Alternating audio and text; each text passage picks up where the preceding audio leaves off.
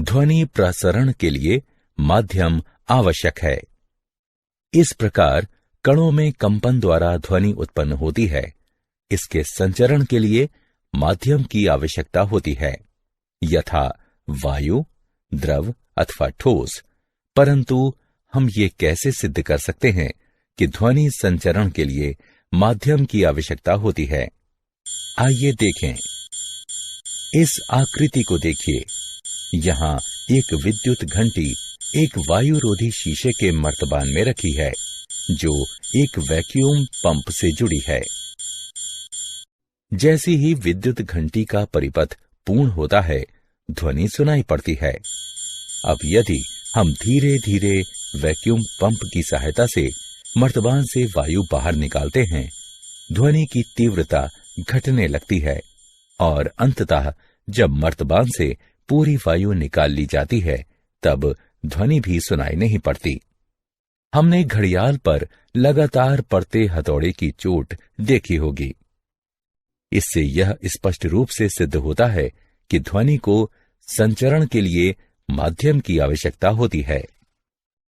ध्वनि तरंगें अनुदैर्ध्य तरंगें हैं। वैसी तरंग जिसमें माध्यम के कण उसी दिशा में आगे पीछे कंपन करते हैं जिस दिशा में तरंग का संचरण हो रहा है, तो उसे अनुदैर्ध्य तरंग कहते हैं। तीन माध्यमों ठोस, द्रव एवं गैस में अनुदैर्ध्य तरंगें उत्पन्न की जा सकती हैं। ध्वनि तरंगें अनुदैर्ध्य होती हैं क्योंकि कणों के कंपन की दिशा तरंगों की दिशा के समांतर होती है। जब कोई ध्वनि तरंग वायु से गुजरती है, ध्वनि तरंगों के समांतर वायु के कण आगे पीछे कंपन करते हैं। इस प्रकार जब एक ध्वनि तरंग क्षैतिज दिशा में संचरण करती है, तो माध्यम के कण भी क्षैतिज दिशा में आगे पीछे कंपन करते हैं, परंतु दिशा ध्वनि के समांतर होती है। उदाहरण के लिए, जब वायलिन के तार को छेड़ा जाता है, तो वायु में एक तरंग उत्पन्न होती है। इस तरंग को अनुदैर्ध्य तरंग कहते हैं। एक अन्य प्रकार की तरंग भी होती है जिसे हम अनुप्रस्थ तरंग कहते हैं। अनुप्रस्थ तरंग वैसी तरंग है जिसमें माध्यम के अलग अलग कण तरंग संचरण की दिशा के लंबवत अपनी अपनी मध्य स्थितियों में गतिविधि करते हैं। ध्वनि तरंगों के लक्षण। एक ध्वनि तरंग को तीन आधारभूत लक्षणों से परिभाषित किया जा सकता है। यह लक्षण है इसकी आवृत्ति, आयाम एवं गति।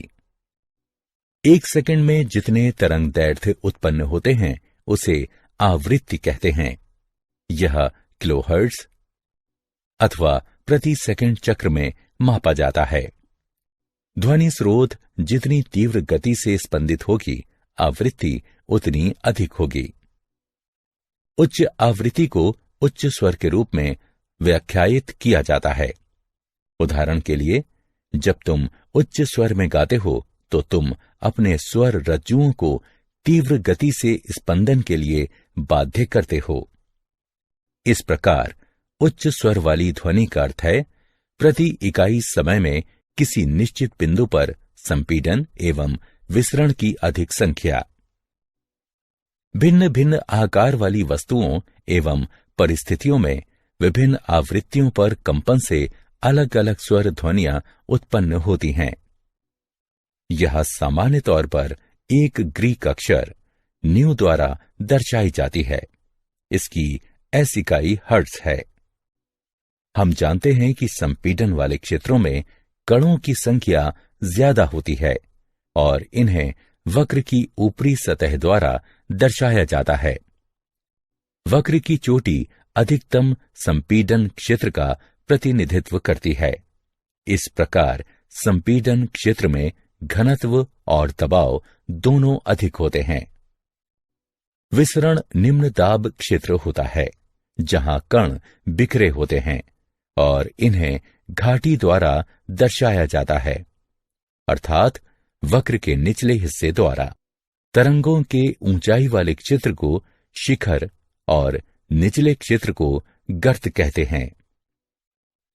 दो क्रमागत संपीडनों C अथवा दो क्रमागत विसरणों यानी R के बीच की दूरी को तरंग दैर्ध्य कहते हैं। सामान्यतः तरंग दैर्ध्य को एक ग्रीक अक्षर लैम्डा द्वारा दर्शाया जाता है। इसकी SI इकाई मीटर यानी m है। ध्वनि तरंगों के लक्षण। दो क्रमागत संपीडन अथवा विसरण द्वारा एक निश्चित बिंदु तक पहुंचने में लगे समय को तरंग अवधि अथवा परिक्रमण काल कहा जाता है। इसे एक प्रतीक चिन्ह T द्वारा दर्शाया जाता है। इसकी SI इकाई सेकंड यानी S है। आवृत्ति एवं समय का संबंध निम्न है। V बराबर 1/T। किसी तरंग संकेत की क्षमता अथवा शक्ति को उसका आयाम कहते हैं, अथवा कह सकते हैं कि ग्राफ पर तरंग की ऊंचाई ही उसका आयाम है। मूलतः ध्वनि की प्रबलता अथवा कोमलता उसके आयाम द्वारा ही निर्धारित होती है। ध्वनि तरंग के आयाम उस बल पर निर्भर हैं जो किसी वस्तु में कंपन के लिए लगाए जाते हैं। गति। ध्वनि की गति को उस दूरी द्वारा परिभाषित किया जाता है जो तरंग के किसी बिंदु पर प्रति इकाई समय में संपीडन अथवा विसरण द्वारा तय की जाती है। हम जानते हैं गति v बराबर दूरी बटे समय जो कि लैम्डा बटे t के बराबर है। यहां लैम्डा ध्वनि तरंग का तरंग दैर्ध्य है।